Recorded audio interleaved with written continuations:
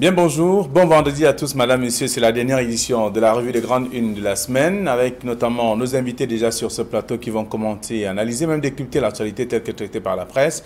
Et la presse, justement, la nouvelle expression qui parle de la CPI, Laurent Gbagbo attendu en Belgique. C'est le grand titre du journal, en excluant pas un retour au bercail de l'ancien président ivoirien. Le gouvernement ivoirien a affirmé jeudi que la Belgique est donc d'accord pour l'accueillir après sa sortie de prison de la Haye. C'est en page 7 du journal. Le même journal parle également de la crise anglophone avec donc tout cela. Les journalistes face à leurs responsabilités depuis le début de la crise. De nombreux hommes de médias utilisent leur tribune pour promouvoir les messages de haine et de discrimination. C'est à lire en page 3. Et en même temps, on évoque aussi le mondial féminin 2019 avec la préparation des Lions dans l'impasse. La sélection camerounaise n'a pas encore démarré sa préparation alors que le Nigeria et l'Afrique du Sud sont déjà en avance. À la direction technique nationale, on parle bien entendu de travailler encore sur les détails du programme de l'équipe. En page 9, le journal s'intéresse aussi à la Coupe de la CAF. Coton Sport et New Star condamnés à gagner pour prendre notamment part à la phase de poule de la Coupe.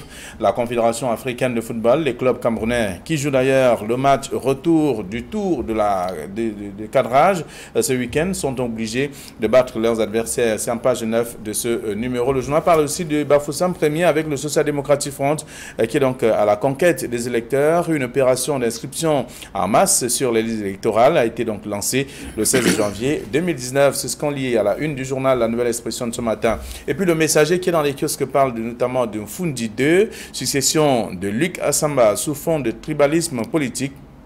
Le préfet Jean-Claude Tila, accusé donc de vouloir imposer un autochtone à la tête de la commune d'arrondissement au mépris des textes et du choix du conseil municipal. Alors vers où on va véritablement? Le journal précise qu'on va là vers une session sous haute tension ce jour à Yaoundé. Et c'est en page 5. Le journal s'intéresse aussi à la manifestation de Social Democratic Front qui marche sur Douala le 23 janvier prochain.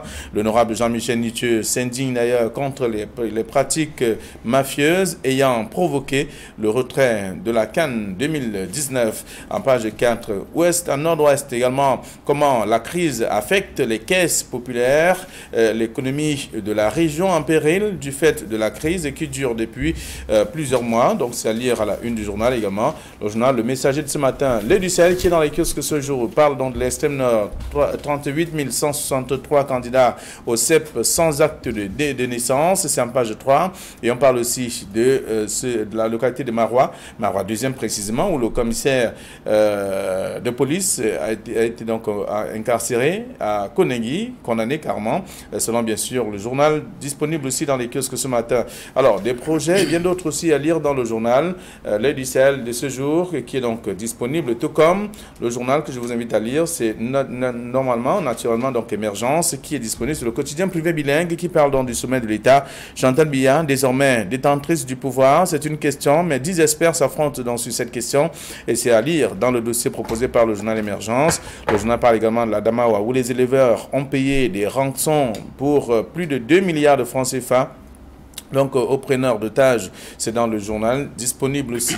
Toujours dans les kiosques ce matin, le quotidien de l'économie s'intéresse à autre chose, parlant notamment de l'insécurité, avec également tout ce qui est donc reçu. Donc, à ce numéro, 8000 personnes en assistance humanitaire à la frontière Cameroun-Nigeria. Ce sont là quelques informations à découvrir dans le journal, disponible ce matin. Le journal a d'autres informations aussi, parlant donc de la télécommunication. Le cas Nextel préoccupe notamment les pouvoirs publics. C'est dans le même journal, le quotidien de l'économie. Cameroun Tribune, pour sa part, s'intéresse à la 36e promotion de l'EMIA avec le triomphe. Également, ce matin, le président de la République va présider la cérémonie de remise des épaulettes donc, à ses officiers de l'armée camerounaise. C'est dans le journal, le dossier proposé par Cameroun Tribune, qui s'intéresse aussi à autre chose, disponible ce matin. Mutation, on parle des élections régionales avec le scénario de la ruse. C'est ce que dit le numéro de ce matin dans les kiosques. Le journal parle donc du pouvoir qui envisage l'organisation de ce scrutin avant des municipales et pourquoi donc, fort de sa majorité dans les conseils municipaux et notamment son contrôle sur les chefs traditionnels, le RDPC serait donc alors certain de l'emporter largement, c'est ce que dit le journal. Des réactions de la classe politique et même des analystes politiques également à découvrir dans le journal, disponible ce matin, aussi dans les kiosques également. Alors, la presse est disponible, notamment Info Matin qui parle de l'animation des partis politiques. Jean Kouété abandonne le RDPC, c'est ce que précise Info Matin. Info Matin qui fait savoir que les activités sont donc au point mort, carrément, avec le secrétaire général du comité central qui a donc abandonné carrément le parti à l'opposition. C'est ce que dit donc le révèle le numéro à la une de ce journal disponible dans les kiosques aussi. Alors, ce sont des informations bien d'autres que vous retrouverez si vous faites un tour en kiosque ce vendredi, c'est le dernier jour de la semaine. Georges Simé, bonjour et bienvenue. Merci, bonjour à vous Flavien, bonjour aux inconditionnels de votre plateau et surtout un hommage à tous ceux qui nous regardent à chaque fois et nous ne cessent de nous adresser leur sympathie. Merci d'être avec nous ce vendredi. Bonjour le papier de la presse, bienvenue. Bonjour Flavien Vallon-Dongo, bonjour téléspectateurs d'Equinox Télévision. À vous, donc avec vous, nous allons faire le tour de quelques sujets, parlant notamment de la Cour pénale internationale, la nouvelle expression qui titre ainsi, donc Laurent Gbagbo attendu en Belgique. Et là, on apprend que tout sera enfin prêt pour l'accueillir de ce côté, mais pas en Côte d'Ivoire. Et son arrivée en Côte d'Ivoire sera conditionnée par des négociations fortes entre Laurent Gbagbo et le président actuel.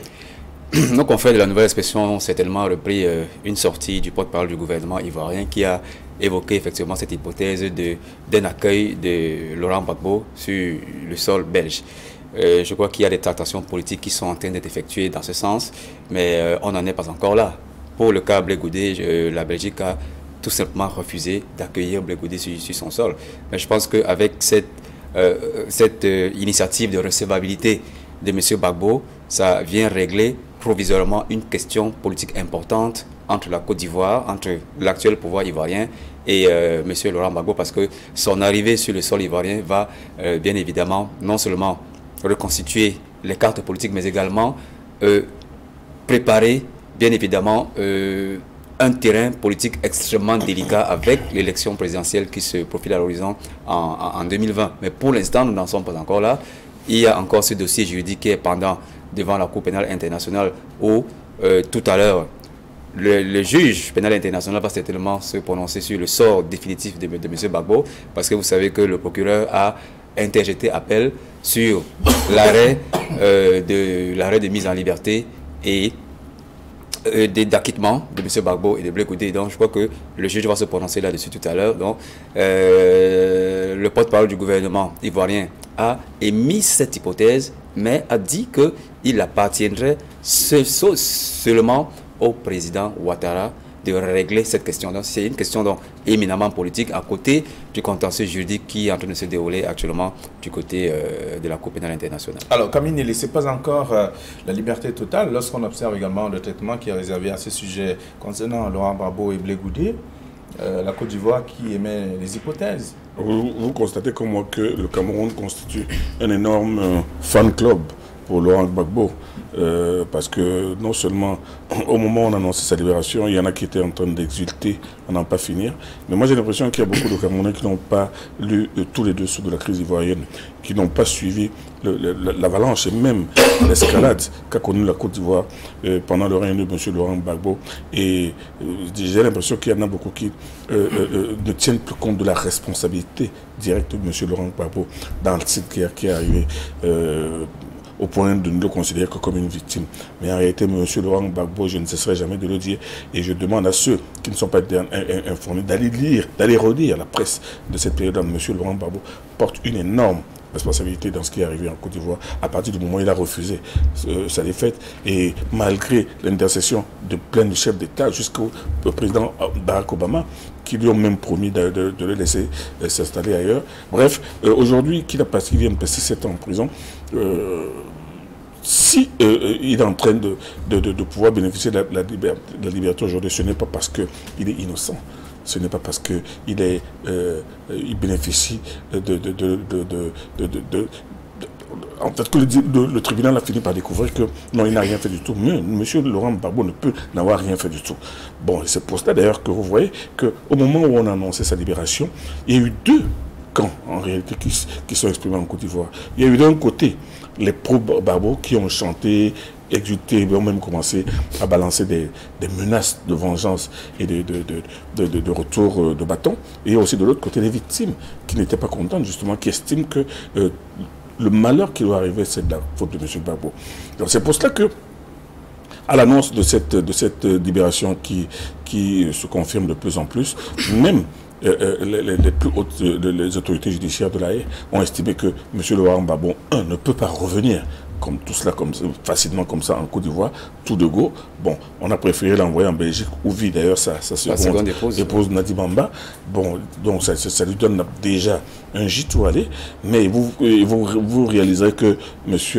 Blé Goudé, dont on connaît la violence et la virulence, n'a pas été accepté, est considéré comme persona non grata en Belgique. Pourquoi? Pour comprendre qu'en réalité, on sait ce que ce monsieur qui s'était surnommé le général de la rue avait fait.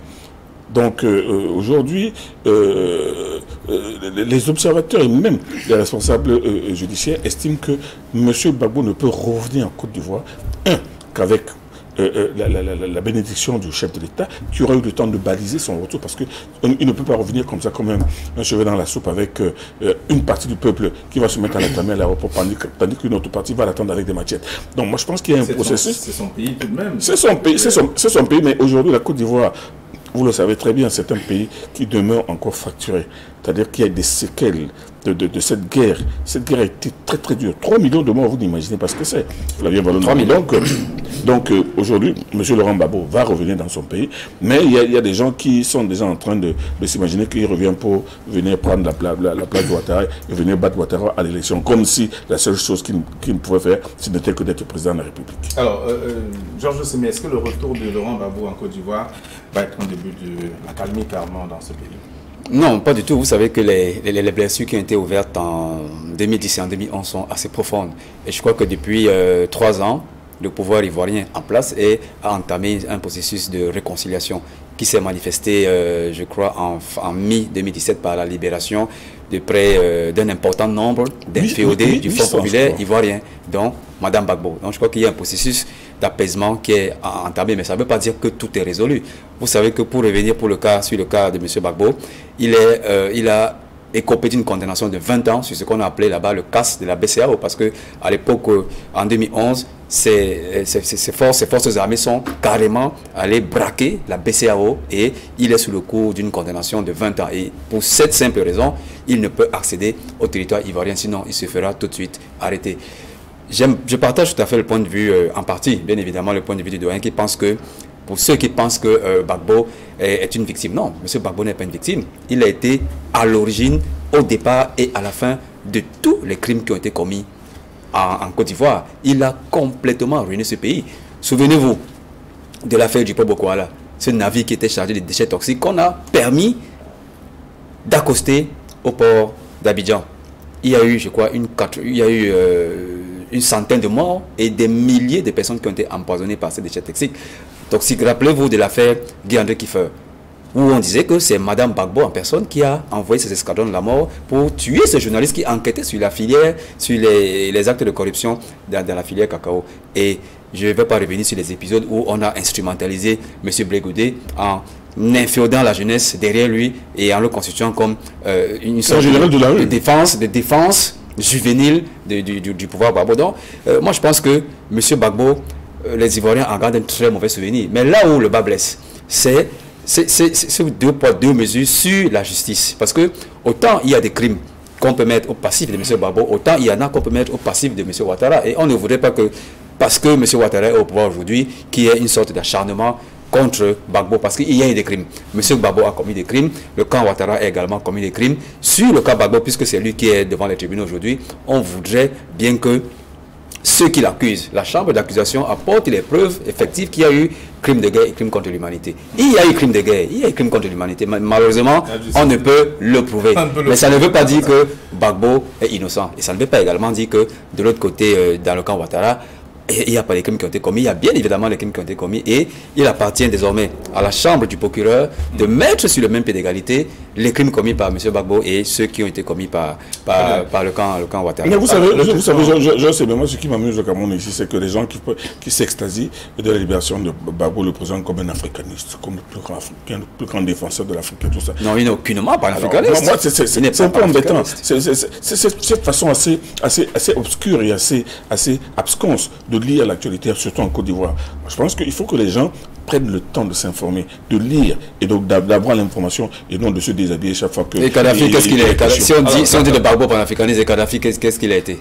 C'était le véritable panafricaniste qu'a connu l'Afrique, mais pas des gens comme des Gbagbo qui sont juste des tribuns avec des discours de haine et de populisme qu'ils disséminent partout en Afrique et en Côte d'Ivoire. De toute façon, laissons le son lecteur d'aller lire ce que la presse a proposé à ce sujet, parlant de Laurent Gbagbo qui est attendu en Belgique, et donc après la CPI, et même si Blé Goudé n'est pas accepté, n'est pas accueilli, ou ne peut pas être accueilli en tout cas en Belgique également. Donc c'est l'actualité, c'est le sujet qui est traité par la Nouvelle Expression ce matin.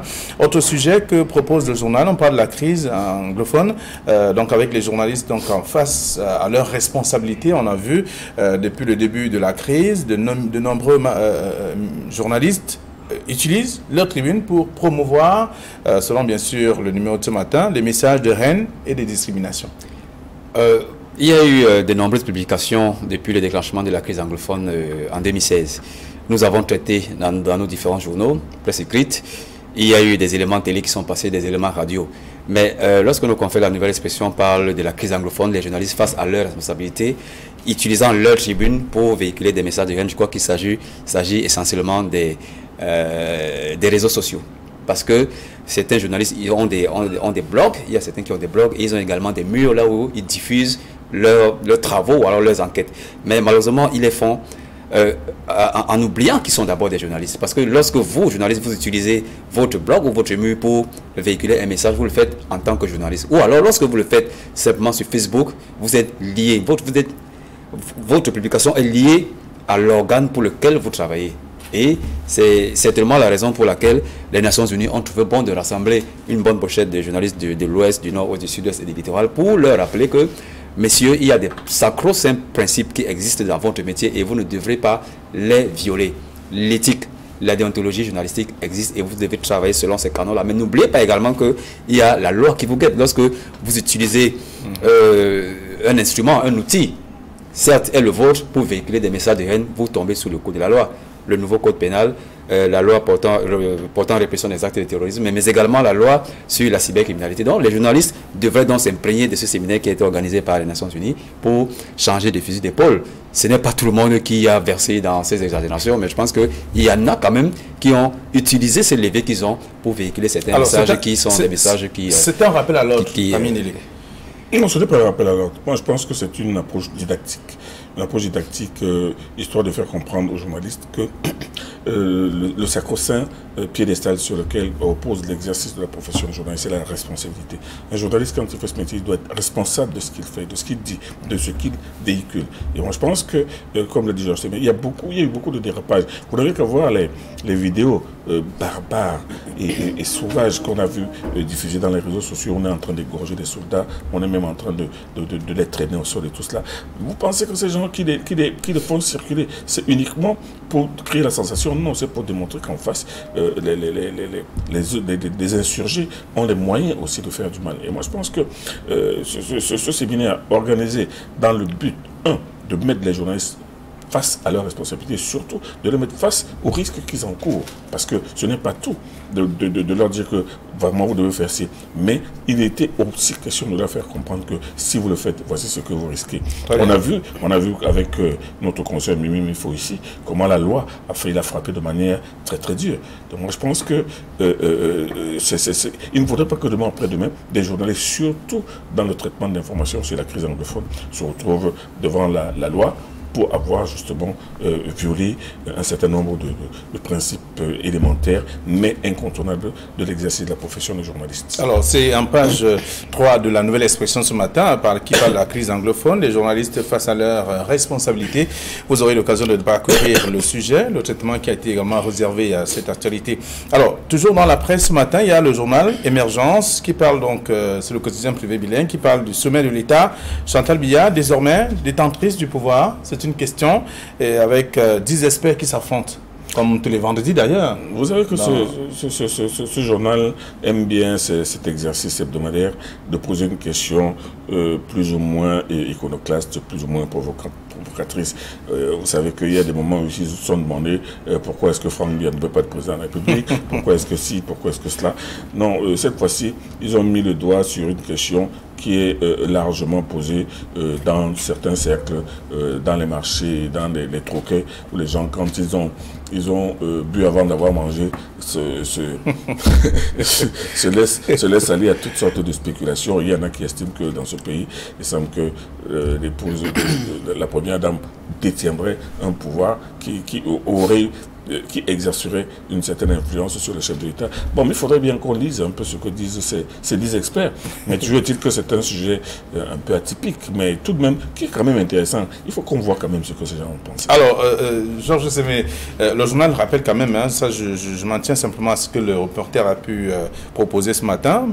Vous dire qu'elle a réussi à mettre à des postes de responsabilité aussi sérieux les siens, comme pour dire, elle n'aura plus de problème entre-temps. Je crois que c'est en rapport avec l'élévation, la promotion qui a été accordée au secrétaire général de la présidence de la République, qui a été promu ministre d'État, en plus d'être secrétaire général de la présidence de la République, parce que les mêmes supputations font état de ce que M. Ngongo est le protégé de Mme Biya, sans en apporter aucune preuve, bien évidemment. Mais nous savons quand même que Mme Biya exerce une influence assez effective sur certaines décisions qui sont prises. Je ne vais dévoiler aucun secret de journaliste. Elle a pas un avis formel à donner, mais elle use de son influence pour faire avancer certains dossiers ou alors pour positionner certaines personnalités de ce pays. C'est un secret de polichinelle. Et je crois qu'avec le dernier gouvernement qui est passé, avec cette promotion qu'a reçue M. Ngongo, devenant ministre d'État, je pense que ça a donné l'occasion à nos confrères de s'interroger effectivement si c'est Chantal Biya qui a pris le pouvoir. Avant ça, il y a un autre journal qui a dit carrément, pas de la façon interrogative comme nos confrères d'émergence, ils ont affirmé que Chantal Biya prend le pouvoir. C'est en rapport effectivement avec cette promotion qu'a reçue M. Ngongo. Il n'y a pas que Ngongo, il y a d'autres personnes qui sont des affidés de Mme Biya qui bénéficient de certaines plates-bandes à côté du chef d'État ou alors au sein du gouvernement. Mais s'il fallait apporter une réponse claire à cette question, Chantal Biya n'a pas pris le pouvoir parce qu'elle est tout simplement présidente, je crois, du CERAC. Président du CERAC qui n'est pas une institution étatique, et je crois qu'elle a encore d'autres rôles honorifiques. Elle est présidente d'honneur de je ne sais plus quoi d'autre, mais elle n'a aucun rôle actif sur la gestion des affaires de l'État. Ici, le journal pose une question avec des experts. Il donne la parole à des experts. C'est les experts qui s'expriment. Mais quand vous parlez d'influence, Chantal Biya exerce quand même une certaine influence. Parce qu'il nous est revenu à un certain moment, c'est qu'il y a des ministres, quand elle dit que tel ministre ne met pas les pieds à Mbomeka, quand elle dit ce ministre-là n'entre pas, il se retrouve au palais, mais pas à Mbomeka. Alors, rien à voir avec des décisions que le chef de l'État peut prendre. Voilà, c'est mais la petite histoire. Ça, c'est des petites histoires qui sont colportées, mais toujours est-il que si les gens se posent cette question aujourd'hui, bon, on verra bien ce que les réponses des 10 experts. Il y a des experts qui s'affrontent sur cette question, en tout cas, dans le journal Émergence, c'est le quotidien privé bilingue de ce matin. Et donc, il y a l'Éducel qui parle de l'extrême nord avec 38 163 candidats au CEP sans acte de naissance. C'est un véritable souci. Il n'y a pas que là-bas, il y a bien d'autres régions aussi, à l'Est par exemple. On voit bien qu'il y a des jeunes qui n'ont pas d'acte de naissance également. Vous savez, c'est une information très amusante, mais elle doit être prise au sérieux. Elle est tragique. Voilà, elle doit être prise au sérieux tout simplement parce que l'extrême nord est quand même considéré comme la région la plus peuplée de notre pays, donc plus peuplée, dont le taux de natalité est assez élevé. Et lorsqu'on nous dit qu'au CEP, donc au niveau 6e, je crois qu'au niveau 6e, on doit avoir entre 9 et 10 ans aujourd'hui, alors on n'a pas d'acte de naissance, c'est extrêmement grave. Et le Bureau national d'état civil avec en de concours, de concert avec le gouverneur de l'extrême nord, ont pris donc la décision d'organiser une grande campagne de masse d'établissement d'actes de naissance, ce qui ne devrait même pas être le cas parce que la loi est claire là-dessus. L'ordonnance de 81, je crois, est claire là-dessus. La déclaration d'actes de naissance doit être faite par le responsable de la structure hospitalière où est né l'enfant. Où est né l'enfant. Ouais. Dans les 15 jours qui suivent la naissance. Je crois que c'est ce que ça dit. Alors, si ce n'est pas fait, dans les autres 15 jours, dans les 30 jours, c'est le parent qui devrait le faire. Donc, on dispose d'un mois pour déclarer l'acte de la naissance d'un enfant et établir son acte de naissance. Sinon, dépasser ces délais, on passe par la justice où on établit un acte supplétif. Donc, 10 ans après, on se rend compte qu'à l'extrême nord, cela n'a pas été fait. Donc, il y a une responsabilité partagée entre les structures hospitalières, les parents, mais tout de suite par l'État, parce que l'État ne fait que constater, ne fait que établir conformément à l'acte d'administration qu'est l'acte de naissance, un acte de naissance à ceux qui le désirent. Mais bon, on a vu que ça traîne de ce côté. Est-ce que ce n'est pas une fuite en avant pour le BUNEC qui vient révéler aujourd'hui ce qui a été... Ça rentre dans ses missions, ça rentre dans ses missions de constater qu'il y a un déficit d'établissement d'actes de naissance dans certaines régions. Je crois que mieux vaut tard que jamais. Ils ont compris qu'à l'extrême nord, qui est l'une des régions les plus peuplées, qui a un fort taux de natalité, il est opportun d'établir enfin les actes de naissance. Et vous savez que l'acte de naissance est le premier acte d'état civil d'une personne, avec l'acte de mariage et l'acte de décès. Donc on ne saurait avoir un acte de mariage, un acte de décès, alors qu'on n'a pas un acte de naissance. Donc je crois que c'est tout à fait opportun que le BUNEC, en collaboration avec le gouverneur de la région de l'extrême nord, entame cette vaste campagne afin de faire établir les actes de naissance à ces enfants qui vont entamer dans les prochains jours, qui seront candidats au CEP dans les prochains mois. Alors le souci pour le gouverneur, c'est de voir ces enfants en possession des actes de naissance, ce qui est logique et normal. Le gouverneur, qui est très très actif pour les questions aussi bien de sécurité que les questions sociales, connaît la réalité de l'extrême nord. C'est une zone très grande, mais seulement ce que les uns et les autres oublient, c'est qu'il y a une énorme distance entre la maison où naît l'enfant, le centre hospitalier et le centre d'état civil. C'est-à-dire qu'il y a parfois des distances de plusieurs dizaines de kilomètres, ce qui fait que les gens se découragent. Bien, les gens en 10 ans quand même. Non, les gens remettent ça toujours à demain. Mais moi, je pense qu'en remettant à demain, l'enfant grandit et l'enfant va quand même à l'école.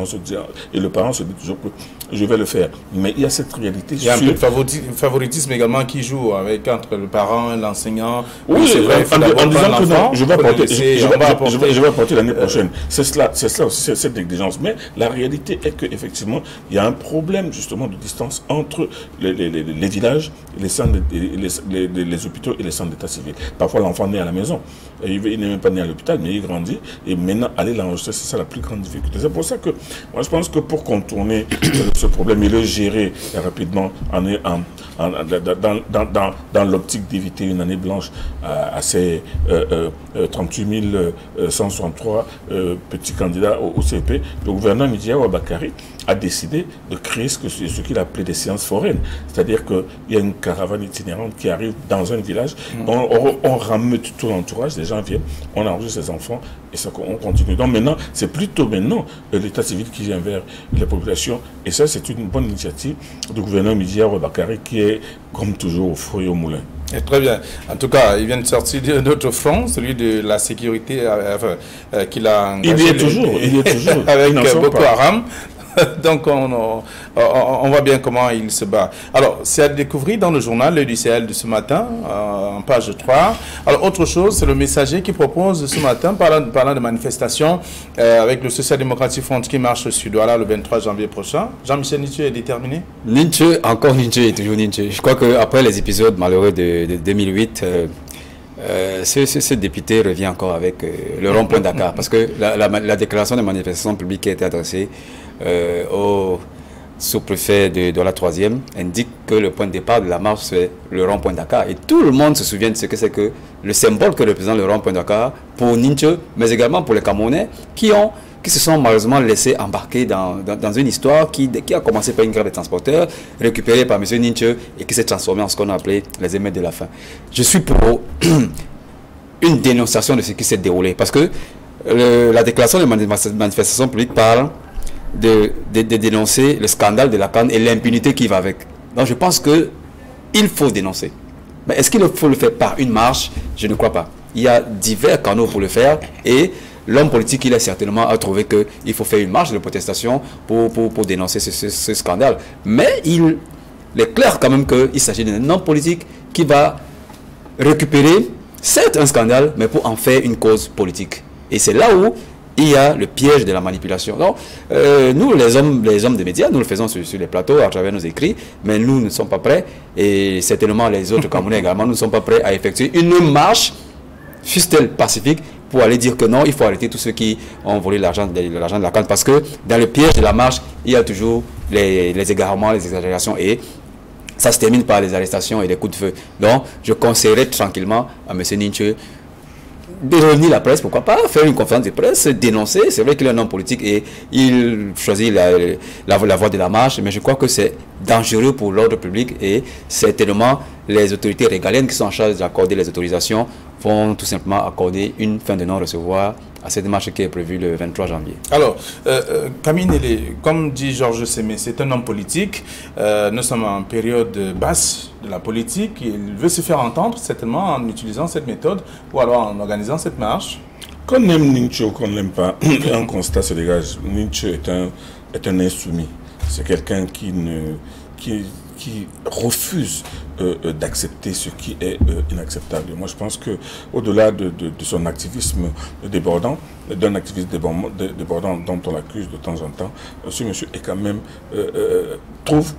on peut trouver de la pertinence dans les sorties de M. Ninche et surtout son appel à la rue. Même cette affaire de 1988 avec les émeutes que l'on a... 2008. Dans 2008, les émeutes. Vous savez très bien que M. Ninche s'était insurgé contre la manipulation de la Constitution. C'est de là que c'est parti. Moi, je pense que cette histoire est réelle. Et jusqu'aujourd'hui, elle marque des esprits. On sait très bien que c'est à partir de cette Constitution qu'on a retouché que le Cameroun continue de subir ce qu'il subit. Et moi, je pense que en prenant la décision de descendre dans la rue pour masquer, en finir avec ce scandale, dénoncer ce scandale, même s'il dit qu'il le dénonce de façon pacifique, Ninche a compris très très bien que le scandale a été noyé comme un poisson depuis très longtemps. On ne veut pas parler de scandale, on a parlé de glissement de date. Et moi je pense que Ninche, en tant que Camerounais, qui sait très bien que ça n'a pas été un glissement de date du fait de la CAN, mais c'est parce que les gens ont bouffé de l'argent, les gens ont refusé de faire. Et d'ailleurs, jusqu'aujourd'hui, vous avez vu les derniers reportages de Kino Télévision, on a vu que le personnel du stade est en grève parce qu'il n'est pas payé depuis plusieurs mois. Donc moi je pense que Ninche fait partie de ces Camerounais déçus, qui sont complètement furieux que la CAN nous a été retirée du fait de certaines personnes qui sciemment ont fait autre chose plutôt que de faire ce qu'il fallait faire. Donc, mais seulement ça marche. La marche qu'il est en train de programmer n'a aucune chance de prospérer. D'abord parce qu'il est en train de vouloir faire une marche pour dénoncer ce que le langage gouvernemental ne considère pas comme un scandale, mais comme un glissement de date.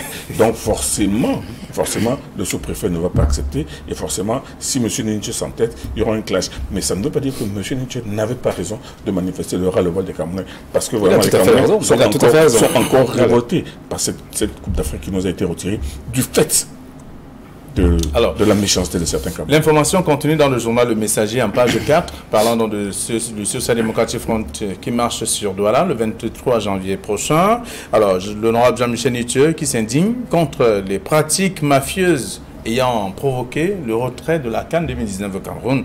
On peut lire l'article. Alors, on va certainement terminer avec Mutation, qui est dans les kiosques équipés à l'élection régionale, avec le scénario de la ruse. Selon le numéro de ce matin, on comprend bien que le pouvoir envisage l'organisation même de ce scrutin, donc avant les municipales. Et on peut découvrir également que fort de sa majorité, avec notamment des conseillers en majorité et bien d'autres faits, le RDPC va certainement gagnant à la suite notamment de cette organisation. Bien, c'est un titre intéressant, donc on fait des mutations. Et lors du dernier Conseil des ministres, le président de la République a bien évidemment évoqué la thèse de l'organisation des élections régionales qui arrivent avant les sénatoriales. Et vous savez que dans les sénatoriales, l'un des collèges, des membres du collège électoral, c'est effectivement les conseillers municipaux. Donc il a fait passer l'élection présidentielle avant ceux des conseils des municipales, et c'est la raison pour laquelle nos confrères de mutation ont évoqué qu'il s'agit d'un scénario de la ruse pour le président de la République qui est tranquille après avoir été élu et maintenant jette en pâture les maires avec ce qui va avec les régionales. Donc c'est un titre super, mais je ne vois pas en cela une malice politique de la part du président de la République. Il s'agit simplement d'un calendrier électoral conformément à la mise en place des institutions de la décentralisation qui a été lancée depuis... Alors, 30 secondes pour sortir, avant de sortir de l'émission. Non, mais moi j'ai toujours dit que la mise en place de la régionalisation va demander un délai, un débat, un large débat. Quelles seront les régions? Comment va-t-on définir les régions?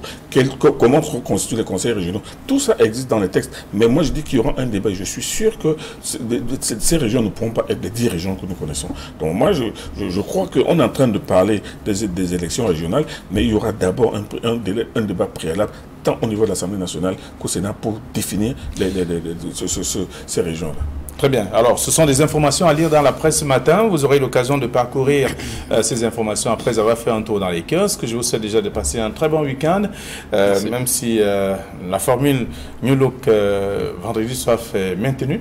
Oui, je crois qu'il faut inaugurer la formule New Look. Alors, le papier de la presse n'est pas du tout en forme. On l'a constaté durant toute cette émission. De toute façon, on espère bien qu'il sera très en forme mardi prochain, mais déjà lundi avec une nouvelle édition, la nouvelle édition de la semaine. Je vous souhaite de passer un week-end excellent. Allez, à lundi.